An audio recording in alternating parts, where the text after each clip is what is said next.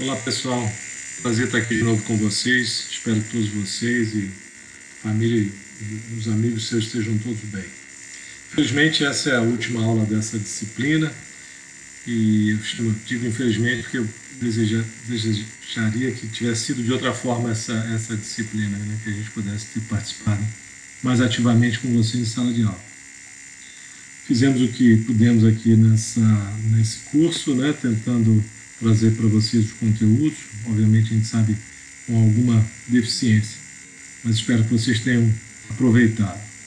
Hoje, então, nessa última aula, a gente vai falar sobre um tema que talvez seja um pouco mais de genética do que propriamente biologia celular, mas ainda assim bastante relevante para biologia celular, que é poliploidia. Nas duas últimas aulas, vocês tiveram conteúdo sobre mitose, ciclo celular e meiose. E para complementar esse, nós vamos falar hoje sobre poliploidia. E o que seria poliploidia? Poliploidia seriam todas as variações naturais ou induzidas, através de técnicas de melhoramento de plantas, no número de cromossomos, ou seja, é uma duplicação do número natural de cromossomos. O melhor exemplo seria para, no caso de seres humanos, que nós sabemos que nós temos 46 cromossomos, né? Então seria você ter um número múltiplo desses em uma célula. Isso aí seria poliploidia. Então essa variação pode ser tanto natural quanto induzida. E como eu disse, em melhoramento de plantas se usa muito dessa abordagem para obter algumas vantagens em termos de desenvolvimento de variedades. No caso, você pode ter uma variação no número de genomas, ou seja, uma duplicação total dos genomas, ou em alguns casos específicos que a gente vai mencionar, que é o caso da aneuploidia, em que você vai ter uma variação no número de cromossomos individuais. Mais para frente isso aí vai ficar bastante claro para vocês. O estudo aqui a gente está chamando de poliploidia. Seria um número múltiplo de cromossomos, de genomas, né? Ou uma variação no número de cromossomos individuais, ou seja, menos um cromossomo ou mais um cromossomo específico, tá? Sem ser a duplicação ou a perda de cromossomos de uma maneira geral, do conjunto todo. Esse fenômeno é bastante importante na evolução de plantas, que plantas são bastante tolerantes em relação a isso. A gente vai mencionar um pouco sobre isso. Então, durante a evolução de plantas surgiram isso e de maneira geral, os seres humanos eles selecionaram isso, porque uma coisa que está associada à poliploidia é uma alteração do tamanho das células e, consequentemente, o tamanho também de alguns órgãos das plantas. Então, um exemplo aqui, no caso do trigo, né, que é uma cultura que é hexaploide, ou seja, ela tem 6 vezes o número básico de cromossomos, que resulta do cruzamento entre 3 espécies diferentes. Também aqui você tem uma alteração, no caso de diploide para tetraploide, do tamanho de uma flor. Então isso, muitas vezes a poliploidia afeta o tamanho do órgão de interesse, no caso a flor aqui, isso tradicionalmente foi usado e selecionado pelos homens. Era um fenômeno natural que os seres humanos perceberam e artificialmente eles selecionaram. E com isso você acabou selecionando várias espécies que são poliploides. Um exemplo muito próximo nosso aqui é a cana-de-açúcar, que é uma cultura poliploide. A própria banana, que a gente vai falar um pouco. Mas é muito comum em plantas terem esse processo. E a gente vai falar um pouco sobre isso e dar alguns exemplos. Então é um fenômeno comum em angiospermas, você tem um número maior de cromossomos, e muitas vezes isso está associado a um fato em que duas espécies distintas, espécie A e B, elas cruzam, e aí a necessidade delas se manterem estáveis, esse híbrido, ele duplica o seu cromossomo e aí ele passa a ser viável. Então isso é comum, e é um tipo de poliploidia também bastante comum e derivou muitas culturas a partir dessa poliploidização, certo? E muitas vezes está associado a esse gigantismo ou algumas características especiais. Por exemplo, a banana é uma cultura, né, que ela é um triploide. Então, uma das características também, que triploide seriam 3 sets de cromossomos, né, 3 conjuntos de cromossomos. E aí, obviamente, se vocês pensarem na aula que foi apresentada sobre meiose, você imaginar aquele pareamento de cromossomo, na hora de fazer o próximo ovo e coisas desse tipo, em que os cromossomos homólogos se pareiam. Se você tiver um número ímpar, no caso dos triploides, ele não consegue parear, porque aquilo ali fica uma confusão. E como é que isso... Na realidade, parear eles até pareiam, mas quando eles se separam na próxima divisão, fica um número desbalanceado. Então, muitas vezes, a triploidia está associado à esterilidade e à ausência de sementes. Então, isso é uma característica, às vezes, muito desejável. A gente vai falar que, mais para frente na aula, que alguns melhoristas usam essa técnica para desenvolver culturas ou variedades sem semente, certo? Então, qual é o padrão aí da variação? E aí a gente vai discutir um pouco sobre os termos que se usam. Então, o padrão são espécies diploides, né, que nós somos. Então, você tem um número, vamos dizer, par de cromossomos. Na hora da meiose, você tem a divisão desse número par em 2, né? Então, nós temos lá 2N, ficam os gametas vão ficar N. Quando você tem a fertilização, isso volta a ser 2N. Tá? Então, nós temos, na casa, 2 cópias de cada cromossomo, nós somos 23 cromossomos, 22 autossomos e 1 cromossomo sexual, né, que é o X e o Y. Uma cópia derivada de cada genitor, mãe e pai, certo? E vamos dizer, a sua mãe e seu pai tem cromossomos homólogos, ou seja, o cromossomo 1 da sua mãe vai parear com o cromossomo 1 do seu pai para formar você, certo? Então, você tem esse outro conceito aí que é importante, que são os cromossomos homólogos. O cromossomo se reconhecer na hora do pareamento, tanto para a mitose quanto para a meiose, certo? Para você dividir uma carga igual os mesmos cromossomos. Senão, se ia acontecer que cada célula ia ter um número aleatório de cromossomos, e os cromossomos seriam também distintos, né? Então, na realidade, assim, todo indivíduo vai ter um número, lá no nosso caso, de 1 a 23 cromossomos, né? E um par sendo vindo um do pai e outro da mãe. Então, esse é o conceito de cromossomo homólogo, né? Cromossomo 1 de um humano é igual a todos os cromossomos 1. Eles não são iguais, eles são estruturalmente parecidos, têm os mesmos genes, então eles conseguem se reconhecer e parear durante a mitose e meiose. Por que eu estou falando isso? É porque quando você tem uma espécie, no caso, por exemplo, dos humanos e os outros grandes primatas, no caso chimpanzé, nós temos um cromossomo 1 e o chimpanzé tem um cromossomo 1. Só que eles são mais ou menos parecidos, porque eles dividem uma ancestralidade comum, mas muitas vezes eles não se reconhecem. Então, se você tivesse um híbrido, eles não se pareiam. Isso é chamado um cromossomo homeólogo. E isso é um dos problemas que você tem quando você tem cruzamento em duas espécies distintas. Se por acaso o indivíduo for viável, eles muitas vezes vão ter problemas para fazer esse pareamento e a geração de gametas. É por isso que muitos híbridos, né, no caso cruzamento entre espécies distintas, acabam sendo estéreis. É o caso em animais, que vocês devem estudar mais para frente, zootecnia. Se você cruzar uma égua com um burro, né, você tem às vezes a formação lá desculpe, uma égua com jumento, você vai ter formação de burros e mulas, mas normalmente esses híbridos são estéreis, porque não conseguem fazer a meiose direito, então não vão formar os seus gametas. Tá? Então aqui voltando aos conceitos, você tem uma variação no caso de número de todos os cromossomos, ou seja, você tem uma duplicação, um número, ao invés de você ter, no caso do indivíduo diploide, 2 cópias do cromossomo 1, você vai ter 4 cópias do cromossomo 1. Então isso é o que é a ideia do poliploide, você tem mais de um set de cromossomos básicos. Quando você tem a duplicação do mesmo cromossomo, isso é chamado de autopoliploide, né? E no caso, quando você tem, esse caso que eu estava me referindo, se você tem um cruzamento entre 2 espécies, vão ter 2 tipos de genoma diferentes, e aí no caso eles se duplicam, tá? Então esse caso é o que é chamado de halopoliploide, que é a duplicação de genomas distintos, ou seja, genomas que originam de espécies distintas. Então o caso do autopoliploide é o caso que aqui tem uma certa nuance, né? A biologia tem muitas nuances, porque é a questão de onde você para uma coisa e começa a outra, né? A discussão lá do ovo e da galinha. No caso, por exemplo, da batata, a batata que vocês consomem aí, batata frita e tal, ela é uma espécie autopoliploide. Ela provavelmente originou de quê? De 2 espécies muito parecidas, mas elas eram um pouco distintas, e eventualmente elas cruzaram e duplicaram o cromossomo e virou uma espécie tetraploide. Então a batata é um tetraploide, é um autopoliploide. Já outros casos aí sei lá, como eu mencionei da banana ou do próprio trigo, são cruzamentos entre espécies que já são um pouquinho mais distantes, né? Então aqui no caso eu falei da batata sendo 2 espécies distintas, é que assim, A gente acredita que sejam as duas espécies distintas, mas muito próximas ainda.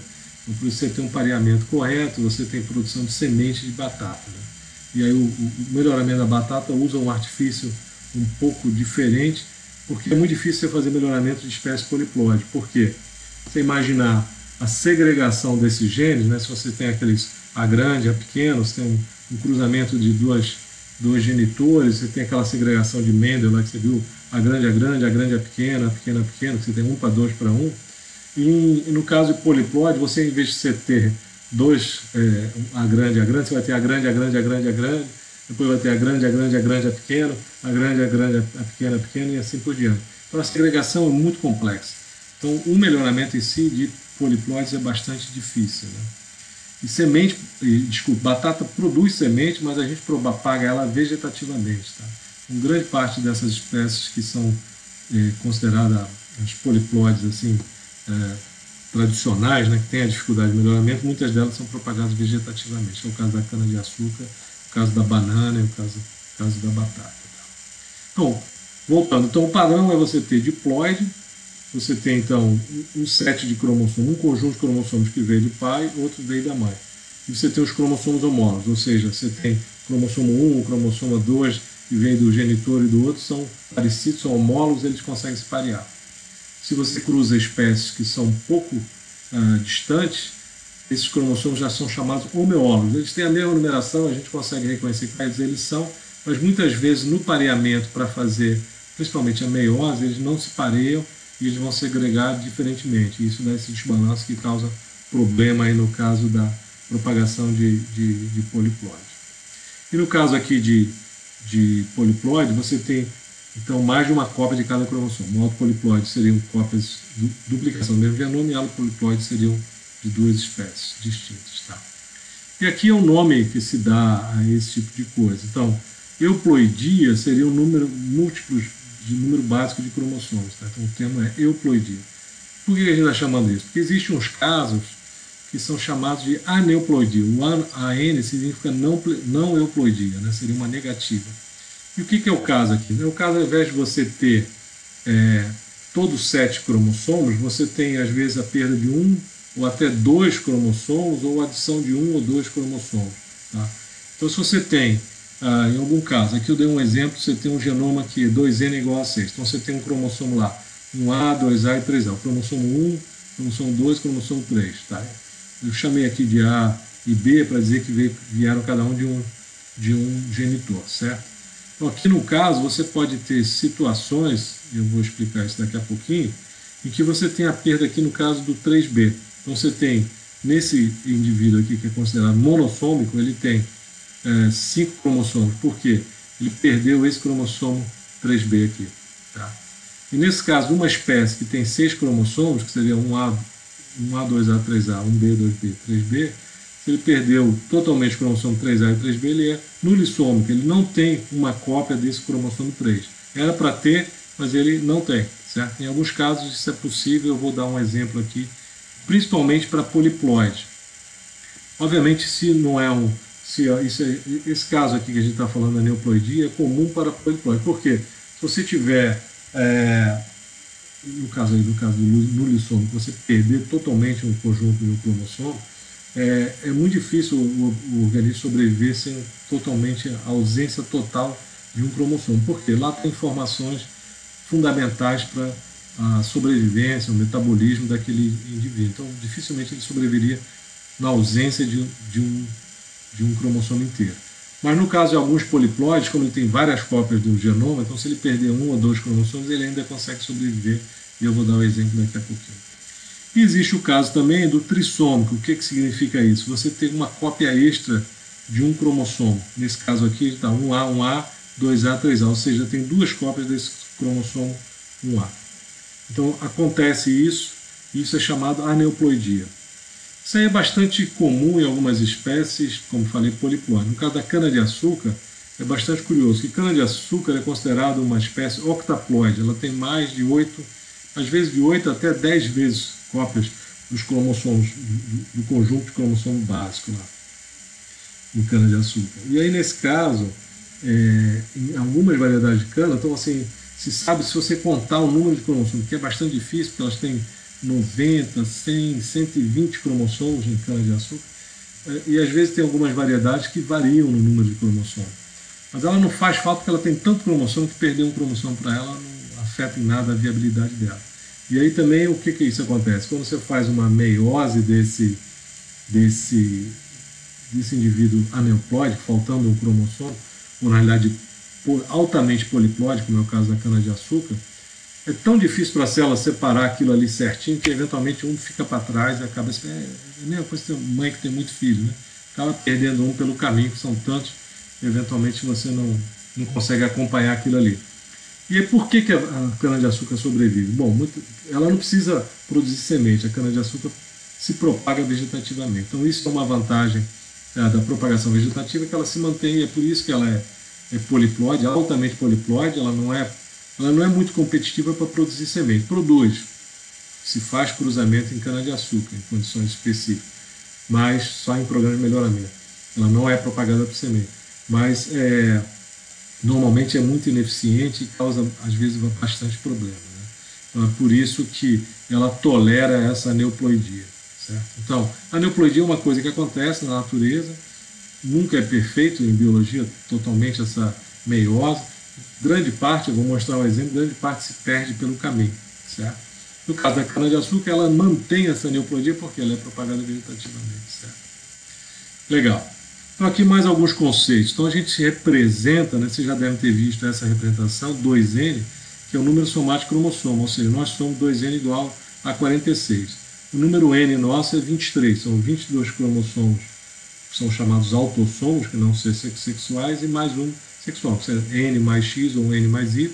E o 2N vai ser 44 mais XY nos homens e 44XX nas mulheres. Mas se fala que o número básico da espécie se dá o termo de X. E vou explicar por que isso. Por exemplo, no caso da banana, a banana normalmente ela é triploide. O número básico da espécie musa, né, o X é igual a 11. Então você tem bananas que são diploides, que é 2x, 2n igual a 22. É muito raro, mas se vocês forem no supermercado tem uma bananinha que chama banana ouro. Aquela banana é a banana diploide, ela é pequenininha assim, tem muita gente que gosta dela, bastante doce, tal, pequenininha assim. Então essa banana é 2N, 2x igual a 22. Agora a grande parte das bananas que você come, banana prata, banana nanica, ela é triploide. Então o 2N dela é igual a 33, certo? Mas aí fica curioso, né? Porque não é um número par. Um 2N é igual a 33. E o número básico da espécie, o X, é igual a 11. Tá? Em alguns casos aqui que vocês provavelmente vão aprender aqui no curso, né, quando você fizer zootecnia, você tem vespas e abelhas machos, são monoploides, que é o termo que se usa, que eles são na realidade haploides. Então, você ouve diploide e haploide. Diploide seria o 2N. O número diploide de cromossomo nosso é 46. O número haploide é 23. Então, no caso das vespas e abelhas, elas têm aquela questão de ser partenogenética, né? E elas têm a produção de indivíduos haploides, que são monoploides, que são normalmente as abelhas machos. Que é aquele caso, por exemplo, em colmeias, quando a rainha, que ela é 2N fecundada, ela coloca os ovos, que todos eles vão dar origem às abelhas. Né? Então, se uma abelha operária resolve tomar as vezes de rainha, e isso acontece, ela começa a botar ovo, mas ela não foi fecundada por um zangão. Não tem aquele cortejamento que as abelhas rainhas voam e os zangões vão atrás, e ela acaba armazenando todo o esperma dos zangões e produz ovos a vida toda. Então, a abelha não foi fecundada, e ela começa a botar ovo, e o ovo dela é N, né, haploide, e aí dá origem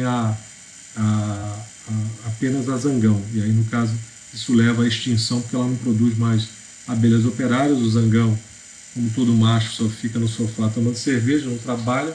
Eventualmente, aquela colmeia fica condenada à extinção porque não consegue se manter. Tá? E aqui no caso, então, você tem os diploides, que são 2N. Aqui eu fiz uma representação de ABC e ABC para mostrar que são um conjunto de de cromossomos, ABC, que ele tem duas cópias desse conjunto, né? No poliploide ele vai ter o 2N igual a 3x, como eu dei o exemplo aqui da banana, que são 3 sets, né? 3 conjuntos de cromossomos completos, ABC, ABC, ABC, tá? E aí você vai ter aqueles casos que são o tetraploide, que são o quê? O 2N igual a 4x, ele tem 4 vezes as cópias, né? 4 vezes do set original, que aqui é o set original no meu caso. No caso o haploide seria ABC, o diploide 2 cópias, ABC, ABC, o triploide 3 cópias, o tetraploide são 4 cópias. Exemplo de tetraploide, eu já mencionei a batata, né? Que são espécies cultivadas que são tetraploide. É um alto tetraploide. E aí, hexaploide, você tem 6 cópias, é o caso do trigo que a gente vai mencionar. No caso, o trigo deriva do cruzamento de 3 espécies distintas. São duas espécies que deram, que a gente chama o genoma AA, cruzou com uma que deu o genoma BB, deu AABB. Esse é o trigo duro, que é aquele trigo que é um pouco diferente do trigo comum. Ele é usado para ser feito macarrão, principalmente, é um milho, o trigo que é usado, o trigo duro é feito para pasta, tem uma característica especial. E esse AABB depois cruzou com uma outra espécie, que o genoma é o DB, e aí virou AABBBB, que é o trigo comum. A gente vai falar sobre ele daqui a pouquinho. Então, aqui no caso, só voltando à aneuploidia, você tem então um cromossomo diploide, né, que é o caso aqui, com adição de mais um cromossomo, então esse que é chamado de monossomo. Monossomo não. Trissômico, nesse caso. 2N-1, que é o monossomo, que é a perda de 1. Então são formas aplicáveis aos indivíduos do seu respectivo número. Tá? Então, no caso, por exemplo, do milho, que se tivesse 2N igual a 2x20, se tivesse um cromossomo a mais seria 21, e se fosse monossômico seria 19, correto? E de novo, essa questão de mais ou menos cromossomos, isso é mais tolerado em plantas, porque as plantas de maneira geral têm origem poliploide, elas derivam de duplicação de cromossomos. Em animais isso é menos tolerado. No final da aula eu vou apresentar um exemplo de um animal poliploide, mais raro de ocorrer. Certo? De novo, então, o dissômico é o que ocorre na maioria das espécies, então o trissômico é que você tem um cromossomo a mais, tetrassômico você teria 2 doses, 2 cromossomos a mais, monossômico seria a perda de 1, nulissômico a perda de um complemento completo. E essa aneuploidia, como eu falei, ela deriva de distúrbio meiótico, como eu comentei do cromossomo da cana-de-açúcar. Ela tem um número muito grande de cromossomos, e eventualmente no pareamento e na formação dos gametas, eventualmente são perdidos um ou mais cromossomos, dando origem a esses trissômicos, monossômicos e nulissômicos. Mas isso ocorre também, no caso, a gente vai dar um exemplo em humanos, né? Existe um caso específico de trissomia, que é a síndrome de Down. A gente vai dar exemplo daqui a pouquinho. Então, a síndrome de Down ela é uma cópia extra do cromossomo 21, que é uma característica que ocorre a um certo percentual em humanos. Tá? Legal, então o termo seria esse. Dissômico é a maioria das espécies, você tem trissômico um a mais, tetrassômico seriam 2 cópias, seriam 4 doses do mesmo cromossomo, monossômico seria uma dose só e nulissômico seria P. Então, no caso, o tri, tetra, mono e nulo tem a ver com um cromossomo específico. Tá? Seriam 3 doses, 4 doses, uma dose ou 0 dose, né? O nulissômico. Beleza. Então, o que seria esse caso? Qual é a origem desses gametas aneuploides? Você tem lá, em alguns casos, na primeira divisão meiótica, por algum erro, os 2 cromossomos estão pareados, eles vão para o mesmo gameta, e eventualmente, quando tem a segunda divisão, você tem essa formação de um gameta que tem 2 cópias do mesmo cromossomo, e nesse caso você tem a ausência daquele cromossomo. Isso foi fecundado com um outro indivíduo normal, vai dar origem ao trissômico ou ao monossômico. Certo? Então, você pode ter origem também, se você tiver aqui a disjunção correta na primeira divisão de 2 cromossomos estão pareados, homólogos, eventualmente aqui na segunda divisão, se você não tem essa disjunção, duas cópias vão para um gameta, outra fica sem e esse aqui fica normal. Ou seja, você tem essas duas possibilidades aí para gerar esses gametas aneuploides. Aqui, obviamente, está sendo só representado um cromossomo. Nessa célula teria vários outros cromossomos do conjunto. Isso aqui que eu estava comentando sobre a ocorrência, que em animais, essas poliplodias, principalmente essas monossomias, trissomias, elas ocorrem. Então aqui um exemplo, um percentual que você tem, de 1 milhão de concepções, você dá origem, então sabe, 85% das concepções dão origem a um nascimento, né? Então seria 85%. 15% são abortos espontâneos. E nesses abortos espontâneos, metade, ou seja, de 1 milhão de concepções, 75 mil derivam de erros na ocorrência aí da meiose, na origem dos gametas e assim por diante. Então você tem casos que são trissomias, né? 39 mil seriam, daquele 1 milhão, seriam trissomias, às vezes a ausência de um cromossomo X, ou triploides, ou tetraploides e outros casos. Então, assim, isso a gente não fica sabendo por quê? Porque normalmente essa concepção leva a um aborto espontâneo, a pessoa, o feto eventualmente não chega a nascer. Então, desses 850 mil, dos 85%, 83,3% viram crianças, né? E desse número aqui, seria 83%, seria 100%, é isso? Você tem anormalidades em cromossomo. Então existem várias anormalidades em cada 1 milhão de concepção, ou seja, de 850 mil nascimentos vivos, você tem uma quantidade razoável de anormalidades de cromossomo. Aneuploides são aquelas síndromes que você estuda, pelo menos eu estudei no ensino médio, né? Que você tem mais de um cromossomo X ou menos, né, em alguns casos. E aquelas trissomias autossomais, daqueles 22 cromossomos que nós temos autossomos, existem um certo percentual de trissomias. Então, um percentual baixo aqui de trissomia do cromossomo 13, um pouquinho maior a trissomia 18, e essa aqui que é a mais relevante, que é a trissomia do cromossomo 21, quer dizer, tem uma cópia além do cromossomo 21. Isso é o caso da síndrome de Down. Nesse caso aqui mostra um cariótipo, né, todos os cromossomos aqui, os 22 cromossomos autossômicos, um veio do pai e outro da mãe, o X e Y, e aí você tem 3 cópias do cromossomo 21. A síndrome de Down tem esses fenótipos de várias características aí que causam problemas aí do desenvolvimento normal desse embrião e eventualmente da pessoa, certo? Problemas no coração, aumento do colo, alterações no dedo e assim por diante. Tá? Então isso é um caso de uma trissomia, né? 2N mais 1, ou seja, 21 cópias 3 cópias do cromossomo 21.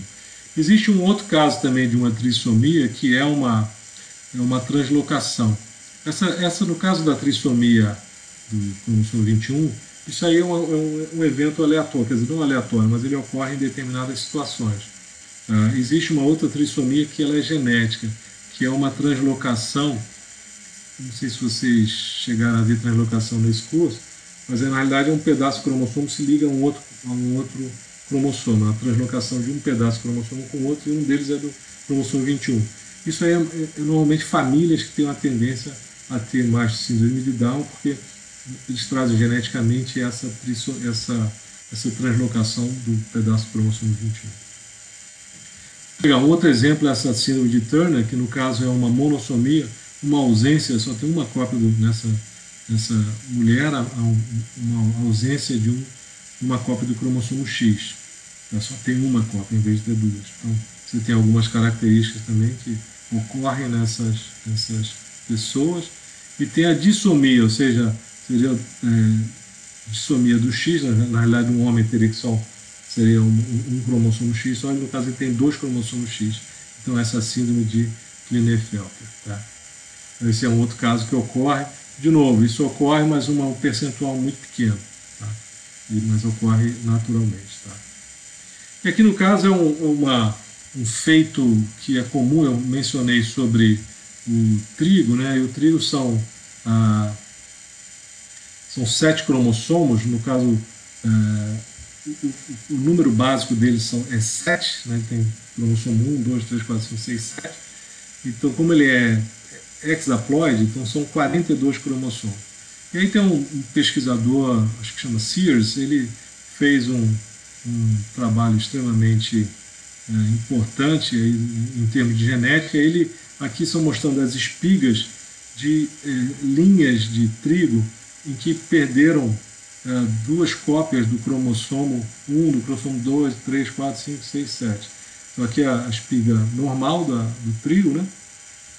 E ele conseguiu, através de cruzamento e seleção, ele conseguiu, por exemplo, fazer nessa linha 1A, ela não dispõe do cromossomo 1B e 1D, só tem 1A, que é uma nulissomia.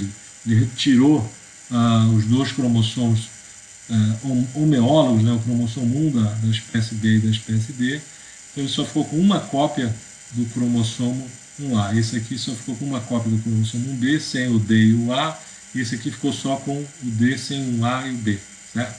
Então ele conseguiu fazer essa série. Para que serve isso? Na verdade ele fazia aqui a sua representação das espigas, mas era uma forma de entender qual é o efeito naquela época. Isso acho que foi feito, sei lá, na década de 40, 50, você não sabia exatamente como os genes estavam nos cromossomos, você não sabia quais são os genes que estão naquele cromossomo. Então ele estava tentando estudar e ter essas linhas e entender qual o efeito da ausência dos genes naquele cromossomo causavam naquelas linhas. Tá? Então, um trabalho hercúleo, e ele desenvolveu isso. Naquela época ele conseguiu pouco progresso do que seria feito, só demonstrou a viabilidade, porque isso aí se mantém, obviamente com defeitos, mas como você tem 3 cópias de cada cromossomo, você perder 2, ele ainda sobrevive. Né? Isso aí serviu depois, na época que se desenvolveram os marcadores moleculares, os primeiros mapas genéticos. Essas linhas serviram para você localizar os diversos fragmentos de DNA em cada um deles, e certamente depois para identificar os genes que estavam em cada um dos cromossomos. Um outro trabalho também que foi feito, no caso aí é um trabalho mais difícil, no caso aqui não é ausência, mas assim um acréscimo de um cromossomo a mais, no caso é trissômico primário. Esse autor pegou uma variedade e adicionou um cromossomo a mais de cada um deles também para estudar o efeito da presença ou ausência de um cromossomo. Mas aí é mais um trabalho acadêmico. Tá? Então, voltando aqui no tipo de poliploide, então existe essa variação do número de cromossomos. A gente falou um pouco então, agora a aneuploidia, agora a gente vai falar só de euploidia, principalmente poliploidia. Poliploidias verdadeiras em que você tem uma cópia, mais de uma cópia de cada conjunto de cromossomos. Então, aqui o importante é saber o que você tem os autopoliploides e tem os alopoliploides. O autopoliploide seria uma cópia múltipla do genoma. Então, assim, a rigor você poderia fazer isso com qualquer espécie. Existe uma droga que é chamada colchicina, que talvez alguns de vocês já tenham ouvido falar, em que ela afeta a formação daquele fuso acromático que faz com que os cromossomos se movam na célula de divisão. Então, se você tratar uma planta com colchicina, aquilo ali não se forma, então o cromossomo fica tornando na célula e acaba duplicando o seu número de cromossomos. Foi tentado muito isso, você normalmente consegue fazer, no passado se fez muito isso em genética, você consegue fazer variedades maiores, mas elas têm dificuldade de se manterem, né? Porque depois que elas são poliploides, o balanço da formação de gametas é afetado. Né? Então, em alguns casos você pode aplicar isso, mas tem uma aplicação limitada. E eu vou dar um exemplo disso daqui a pouquinho. Então, lá no poliploide, no caso, a duplicação de genoma distinto. Isso é uma coisa que ocorre mais naturalmente, porque ela deriva do fato seguinte: se você tiver o cruzamento entre duas espécies, isso acontece muito, você tem duas espécies ocorrendo na mesma região, chamado o termo é simpátrica, ou seja, no mesmo ambiente, eventualmente elas podem cruzar. E aí tem essa questão dos cromossomos se reconhecerem, se parearem, você ter a viabilidade dessa formação de gametas nesse indivíduo híbrido. Mas naturalmente, às vezes, isso aí acontece, e qual é a forma de estabilizar isso? É a duplicação do cromossomo. Quando você tem, então, se você tem o cromossomo 1 da espécie A, o cromossomo 1 da espécie B, eles não vão conseguir parear e formar o crossing over e tal, formar os gametas. Então, qual é a forma, vamos dizer, da natureza acontecer? Você duplica. Então você teria uma cópia do 1A, uma cópia do 1B, eles conseguem se parear. Então, se você duplicar, você vai ter duas cópias do 1A, vai ser duas cópias do 1B. Então eles eventualmente se pareiam, faz o crossover, forma os gametas e ele passa a ser fértil. Então, a duplicação cromossômica, ela restaura essa fertilização, ela permite essa reprodução. Então, isso é uma coisa que acontece naturalmente, regulariza esse pareamento meiótico. Então, isso acaba resolvendo um problema pela duplicação. Então, isso é um fenômeno que ocorre mais naturalmente em várias espécies e muitas vezes, quando você tem esses cruzamentos, você forma o que? Às vezes, novas formas ou tem aquela característica de gigantismo que eu mencionei, muitos deles acabam sendo selecionados pelos humanos. O que aconteceu, por exemplo, com a banana e certamente ocorreu com o trigo também lá no Oriente Médio, no desenvolvimento dessa espécie que é tão importante hoje na alimentação humana. E aí, no caso, vem esse conceito, cromossomos homeólogos, ou seja, os cromossomos eles são parecidos, mas não são idênticos. Então, isso é chamado de cromossomo homeólogo. Ele não consegue se parear. É o caso lá que eu mencionei aqui no trigo. O cromossomo 1A, 1B e 1D dessa espécie do trigo, como eles derivaram de genomas de espécies diferentes, eles não são idênticos, então eles não são considerados homólogos, eles são chamados homeólogos. Você consegue saber que esse é o cromossomo 1A, esse é o cromossomo 1B e 1D, certo? Então eles são homeólogos, porque todos são cromossomo 1, mas eles não são idênticos, tá? São mais ou menos aparentados, é como se fosse primo, tá? E aqui vem esse conceito, por que você tem essa duplicação? Então você tem aqui nesse cartoon a espécie X com 6 cromossomos, tá? Esses cromossomos azuis são 6, gerou um gameta aqui por meiose, tem uma cópia de cada um desses cromossomos. Aqui você tem a espécie Y representada em vermelho, no caso aqui ela tem 4 cromossomos apenas. Meiose ela fez aqui 2 cromossomos. Mas se você fertilizou, ele formou um híbrido aqui, no caso um embrião, com 5 cromossomos. Ele pode até sobreviver e tal, mas a questão dele poder gerar novos gametas inviabiliza porque ele não tem onde parear. Se você tiver, por alguma razão celular, você conseguir essa duplicação desses cromossomos, eles passam a ser dessa forma. Então, nesse caso aqui, ele tinha 6, o gameta tem 3. Aqui tinha 4, ficou 2. Somou, deu 5, certo? Se ele duplicar o cromossomo, ele ficou com 10. Então ele tem 2 cópias de cada um deles. Então ele consegue parear, fazer o crossing over, fazer a segregação lá normal que vocês viram nas 2 divisões meióticas. Então ele vai ter um gameta com 5 cromossomos, certo? Que é parecido com esse aqui. E aí, eventualmente, ele pode se fertilizar e vai gerar o quê? Um híbrido fértil dessas 2 espécies que tem 10 cromossomos, que seria a soma, 6 mais 4. Então isso acontece, eu vou mostrar vários exemplos em espécies cultivadas que são extremamente importantes. O mais clássico deles aí são as brássicas, né? Aquelas couve-flor, nabo, aquelas espécies que descobriram aí, são 3 espécies ancestrais que deram origem a todas essas espécies. Os cruzamentos aí de halopoliploidização geraram um número enorme de combinações aí de cromossomos. Ficou claro aqui? Então, o fato de você duplicar isso aqui, você consegue gerar um híbrido que pode fazer o pareamento dos cromossomos normalmente, consegue gerar e ela acaba sendo fértil. Tá? Então isso aí que é a razão de existir tantos halopoliploides. E a halopoliploidia é muito comum na natureza, né? E aí tem estudos mais recentes com somente estudos genômicos, né, sequência de DNA. Aqui nessa árvore de várias espécies cultivadas, sorgo, cana, milho, arroz, trigo, cevada, tomate, batata, girassol, alface, soja, isso aqui é alfafa, não é alfafa, parente de alfafa, algodão, arabidopsis, que é uma espécie modelo, e brássicas. Você tem nelas todos os círculos vermelhos aqui, é a ocorrência na evolução dessa espécie de fenômenos de halopoliploidia. Então você vê que é muito comum. Tá? E a autopoliploidia é mais raro, e aqui é um caso específico só na batata que eu mencionei para vocês. Aqui também é só para ilustrar porque que é muito comum e as plantas tendem a tolerar maior a poliploidia do que os animais, é que durante a evolução da história e da formação das espécies de planta que a gente conhece hoje, houve já fenômenos de duplicação de, de, de cromossomos. Tá? Então, originalmente, as plantas já derivam de vários ciclos de duplicação de cromossomo. Tá? Então, aqui, o ciclo verde indica um evento de triplicação antes da divergência das dicotiledôneas. Então, existe aqui uma duplicação, desculpe, 3 duplicações de cromossomo na origem de todas as dicotiledôneas. Tá? Então, esse é um fenômeno que é reconhecido e aceito. Tá?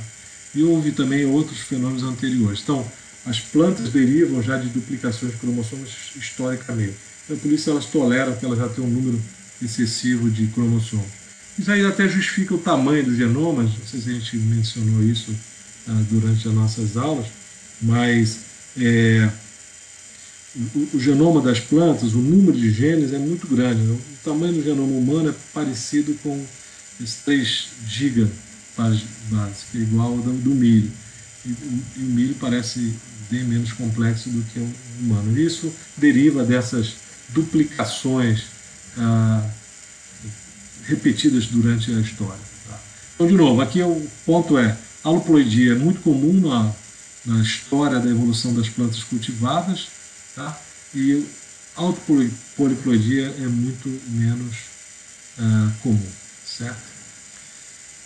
E aí, como é que, assim, por que é importante a poliploidia? Então, assim, durante o estudo da evolução de várias espécies de plantas domesticadas, que tem grande importância econômica e social para a gente, né, os seres humanos, existe, e muitas delas são poliploides. Os exemplos que eu já mencionei, batata, trigo, banana, cana-de-açúcar. Né? E aí tem essa questão, né, de muito da própria evolução da poliploidia e do cruzamento entre espécies, e isso aí foi também um desafio reconhecer e entender. E a gente precisa saber como essas as espécies derivaram, porque muitas vezes hoje em dia, para você buscar uma fonte de resistência a uma doença, uma praga, você vai buscar isso em umas espécies chamadas selvagens, ou seja, são espécies próximas, aparentadas à espécie cultivada, domesticada, mas pelo fato dela não ter passado por seleção, ela ainda serve como um repositório de genes de resistência. Então, o melhorista de plantas, ele vai pegar, vamos dizer, um tomate, que é uma planta domesticada, ele vai cruzar com tomates silvestres, né, selvagens, para trazer essas características que às vezes foram perdidas durante a domesticação. E no caso dos poliploides, é muito difícil saber quem originou qual. Então, se trabalhou muito com isso. Hoje em dia se tem uma noção muito melhor, por causa da sequenciamento de genoma, da origem dessas várias espécies. Eu vou dar alguns exemplos. Então, assim, a especiação, a origem dessas plantas é sempre um enigma e a gente sempre buscou. Por exemplo, a banana, né? A banana não consegue sobreviver na natureza, porque ela não produz semente. Então a gente sempre teve interesse em saber como é que ela surgiu, de onde que tem essa diversidade toda, como é que é o fenômeno que gerou essas bananas triploides, estéreis e não produzem semente, né? A gente selecionou isso, de onde que elas vieram. Então, para você produzir variedade resistente à doença, você precisa ter esse conhecimento para poder sobrepor alguns desafios que tem para você cruzar e gerar novas variedades. E isso normalmente é um desafio muito grande. E é isso que o melhoramento faz. Tá? Então, cada um desses casos tem uma história um pouco diferente, né? Eu vou comentar com vocês. Né? E aí, como é que surge essa poliploidia? A gente já mencionou, né? Você tem algum problema na mitose, então às vezes você tem a não formação do fuso e os cromossomos duplicam naturalmente, então pode ter de ocorrência natural, chama endomitose. É uma mitose que ela não ocorre a separação dos cromossomos, ela ocorre o que? Uma autopoliploidização, uma endopoliploidização. A gente consegue fazer isso artificialmente usando esse composto chamado colchicina, que inibe a formação desses fusos, e aí ele eventualmente duplica. Assim, obviamente tem um percentual de sucesso, você não consegue fazer isso imediatamente. Você faz uma parte, vai ficar duplicada, outra não, e assim por diante. Né? Mas não é um desafio tão grande. E ocorre também a possibilidade de você ter distúrbios meióticos, a formação de gametas não reduzidos. E ocorre muito, por exemplo, foi a origem da formação da batata. Né? Então aqui tem um cartoon mostrando isso. Então você tem lá o genoma A com 2N, 2X igual a 4 cromossomos aqui. Aí eventualmente você tem uma não disjunção dos cromossomos aí na meiose. Então os gametas vão ter o mesmo número, 2N igual a 4. Então você vai formar o quê? Um novo indivíduo, se você cruzar dois indivíduos que formam um gameta desse tipo, você vai formar um indivíduo que aqui no caso seria tetraploide, 4N igual a 4X, que é igual a 8. Certo? Então isso é o quê? Gameta não reduzido. Então você pode também ter o fato que eu mencionei aqui, que é essa duplicação, né? Endorreduplicação, então você tem aqui a meiose formal e de alguma forma aqui ele não reduz esses cromossomos, você tem a formação do genoma tetraploide aqui nesse caso. E aqui eu já mencionei sobre o fato de você ter, no caso de dois, aqui no caso são a espécie A e B, você tem a formação de gametas, você tem aqui a não disjunção dos cromossomos, que eu mostrei na formação dos gametas, eles vão todos juntos. Eventualmente você forma aqui um número de gameta igual ao soma, né, igual ao parental aqui. Se você tem esse cruzamento, você tem a duplicação. Então você pode formar também o halopoliploide com gametas não reduzidos. Tá? Qual é a aplicação? Então assim, quando você tem, em muitos casos você tem, por exemplo, banana, as variedades que a gente consome, de maneira geral, são triploides. Mas existem no mercado bananas tetraploides, e elas são o quê? Muito maiores. A banana, assim, o fruto em si é muito maior e a planta também é muito maior. Então, existe esse efeito de gigantismo, e isso é uma das razões que provavelmente foram selecionadas. Então, muitas plantas domesticadas, cultivadas, elas são poliploides exatamente pelo fato de a gente ter selecionado, por exemplo, a batata. Provavelmente se as batatinhas diploides, elas formam só aquela batatinha tira-gosto pequenininha, né? Se formar as batatas grandes, foi a partir do momento que você teve uma espécie tetraploide. Então isso é o efeito gigantismo. Isso é parte da síndrome de domesticação. Em muitos casos você usa, assim, qual é a aplicação da poliploidia? Eu já mencionei que no caso a banana é uma espécie naturalmente triploide. Então a banana ananica, banana prata, banana maçã, todas elas são triploides. E elas não formam sementes. Então isso às vezes é uma vantagem. Então existe uma linha de melhoramento de plantas que é formar frutas, principalmente, que a gente come in natura, sem semente. Então, formação de melancia sem semente. Então o que você faz? Você pega uma variedade, transforma ela em tetraploide e você usa uma outra diploide. Aí se você cruza, gera uma variedade triploide, ela ainda vai formar frutos, mas ela não vai conseguir formar semente. Por quê? Você vai ter aquele desbalanço dos cromossomos na hora de formação do gameta.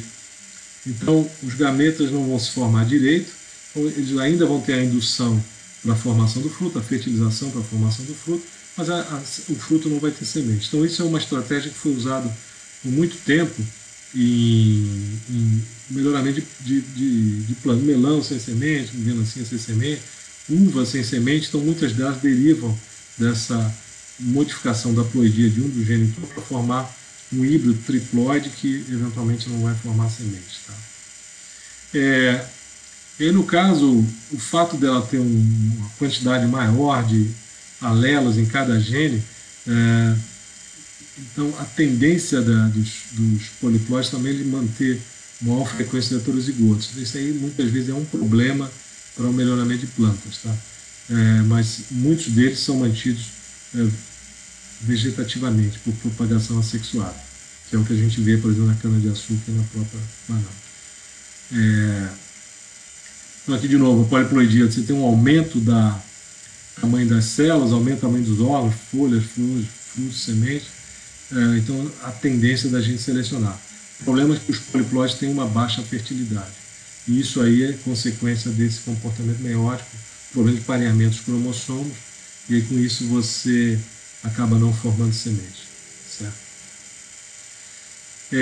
No caso aqui é um exemplo do triploide, né? Só para ilustrar bem isso, você tem 3 cromossomos, você tem um desbalanço, ou seja, você vai formar um trivalente, e aí você vai ter a formação de um lado um bivalente, quer dizer, dois vão para um, vão para o outro, você vai causar um desbalanço desses cromossomos, e isso é para cada um dos cromossomos. Imagina a banana, são 11, 7 desses, 11 conjuntos, então vai ter uma confusão de formação, isso aí afeta muito a fertilidade do indivíduo. Tá? Em tetraploide você tem ainda também a formação desses problemas, e também ocorre uma... Se você tiver um crossing over, pode ir um pedaço, um cromossomo quebrado para um lado e outro para o outro. Isso aí é complicado. Se você tem, por exemplo, eles não se reconhecerem, você tem a formação de dois bivalentes, e aí você tem um balanço normal. Mas se tem a formação de quadrivalente, pode ter problemas de separação dos cromossomos, e é por isso que afeta a fertilidade desses poliploides. Tá? E aí você tem um exemplo aqui de várias culturas que são poliploides, que tem uma variação grande no número de cromossomos: cana-de-açúcar, algodão, várias brassicas, banana, tabaco, trigo, café e frutas. E às vezes as frutas, como eu mencionei, elas são manipuladas artificialmente para gerar híbridos triploides que eventualmente vão ser formados sem sementes. Tá? Aqui é só para dar o histórico, né? No caso da cana-de-açúcar, ela foi selecionada aqui no sudeste da Ásia, então tem várias espécies. E a cana-de-açúcar que a gente conhece hoje em dia, ela deriva do cruzamento. Então aqui só mostrando o número de cromossomo básico de sacro espontâneo, né, que era uma das canas aí, originais, e X é igual a 8, 2N é igual a 40, a 128. Assim, o número de cromossomos varia demais. Sacro robustum também varia de 60 a 80. Então, a cana-de-açúcar e os seus ancestrais sempre foram assim, grandes capins com um número muito grande. A cana-de-açúcar, essa Sacra officinara, que é cana nobre, ela foi selecionada na Nova Guiné, que é essa ilha aqui. Ela já tem uma quantidade de açúcar, né, muito alta. Então, 2N igual a 80. E aí, no melhoramento que ocorreu também lá na Indonésia, no início do século XX, houve o cruzamento de Sacra officinara com essa Sacra espontânea. E essa derivou os híbridos modernos. Então, todas as variedades modernas derivam do cruzamento de Sacra officinara com espontâneo, e eventualmente foram retrocruzados com Sacra officinara. Aqui são todos os outros gêneros próximos, eriantos, miscanthos, e Sacra robusta, todos eles tendem a ser poliploides. Tá? E aqui mostra mais ou menos a migração a origem, Sacra barberis, Sacra sinensis, Sacra officinara de onde veio. Esse estudo normalmente é para você buscar entender um pouco a origem, os ancestrais dessas espécies. Tá? Então, a Sacra, essa aqui é uma representação gráfica mostrando o número de cromossomos. Então, ela tem um conjunto enorme de cromossomos. Como eu falei aqui, originalmente ela tinha 2N igual a 80, as modernas têm entre 100 e 130. O número básico dela são 8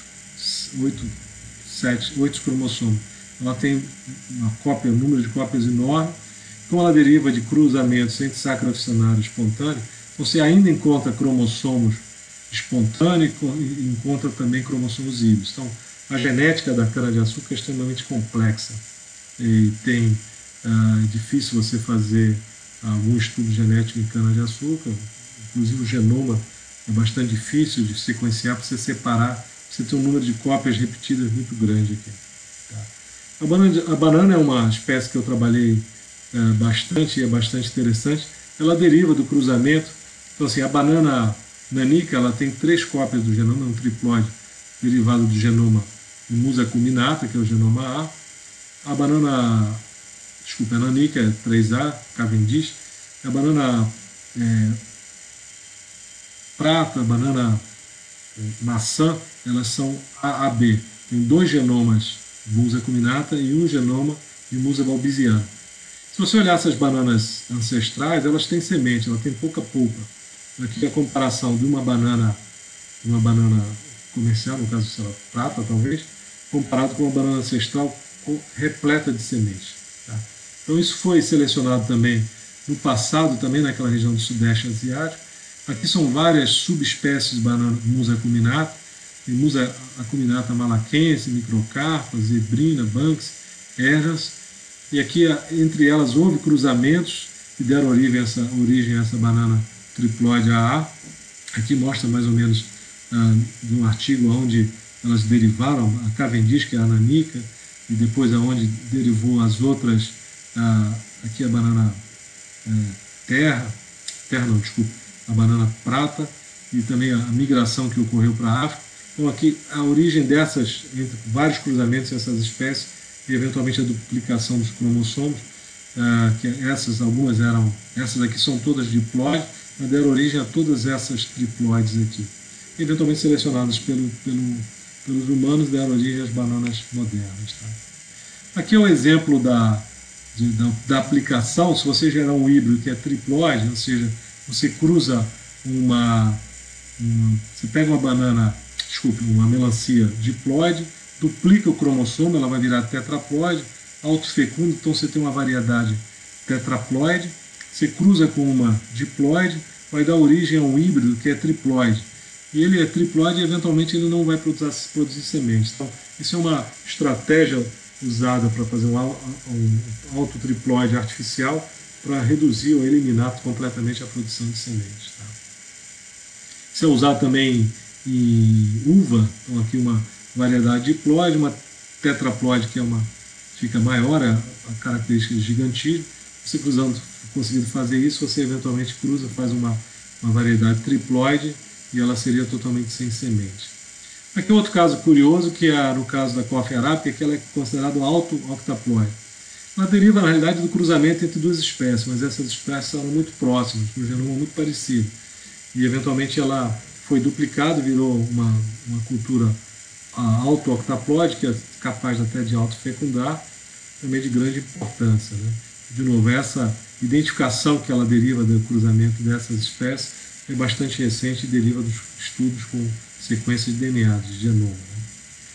Outra espécie aí comercial cultivada importante, que é a Nicotiana tabaco, né? o fumo, o tabaco, ele é também um tetraploide derivado do cruzamento entre duas espécies silvestres, né? Nicotiana silvestre e Nicotiana tomentosa. Cada uma tinha um genoma S e um genoma T, e aqui no caso foram duplicados e ele é um tetraploide.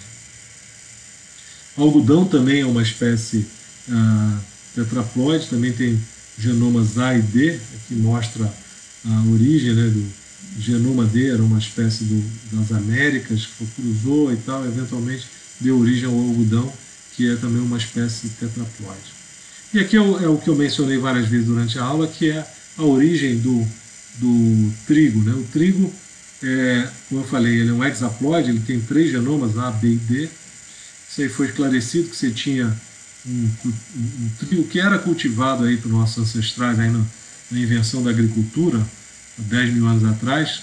Você tinha esse trigo AA, eventualmente ele cruzou com um trigo selvagem, que era o BB, que deu origem então a esse trigo, que no caso já era tetraploide, a ABB.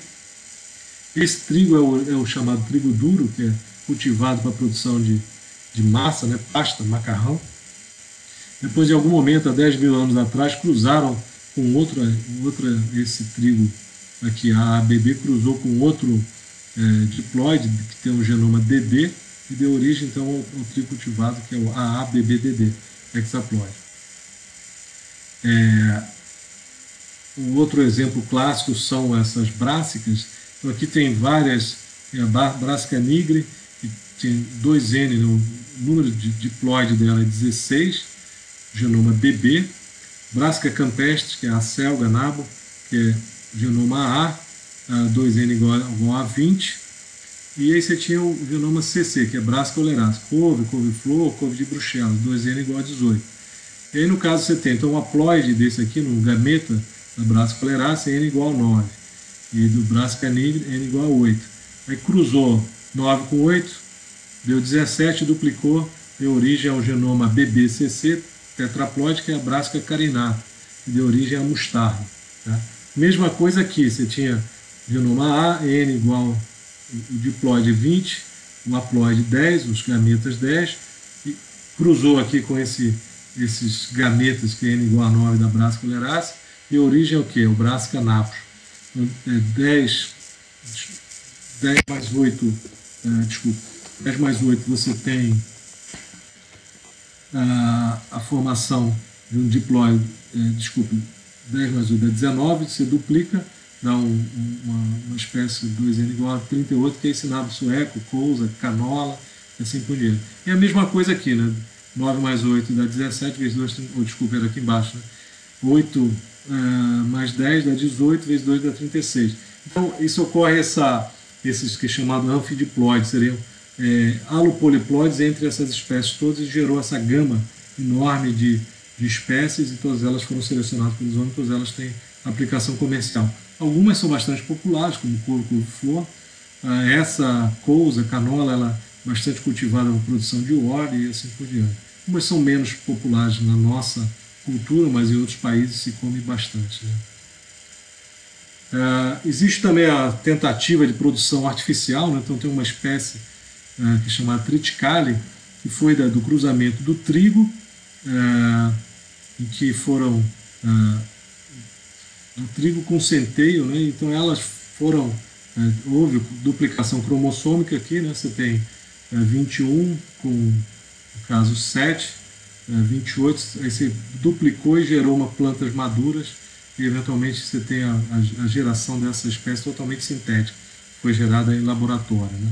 Ela não é muito cultivada, mas em alguns países temperados ela é mais popular, certo? Aqui, para finalizar, é a poliploidia em animais. Como eu falei, em plantas é muito comum porque houve vários fenômenos de duplicação de cromossomos, então ela tolera bastante, as plantas toleram bastante a duplicação. Em animais, a alopoliploidia é bastante raro, já foi encontrada, relatada em alguns insetos, peixes, répteis e anfíbios. Não há poliploidia em ave, não se conhece. E aí, no caso, é um alopoliploide de um ratinho simpático aqui, que tem mais de 100 cromossomos, mais autossomos, mas são 102 cromossomos, que ocorre lá na Argentina, que é o rato viscacha. Essa é uma curiosidade, certo? Então a gente termina essa aula por aqui. Então o que a gente está interessado que vocês guardem essa definição e nomenclatura do poliploide, autopoliploide, alopoliploide, como é que eles surgem, né? Como é que eles formam, qual é essa importância deles, essas culturas todas. E espero que vocês tenham guardado e reconhecido a importância disso na formação, na geração, na evolução dessas diversas espécies cultivadas. Pessoal, a gente vai parar por aqui. E esse conteúdo então vai cair naquela prova que a gente marcou daqui a 2 semanas, tá bom? Um abraço, espero ver vocês em breve, mais para frente no curso.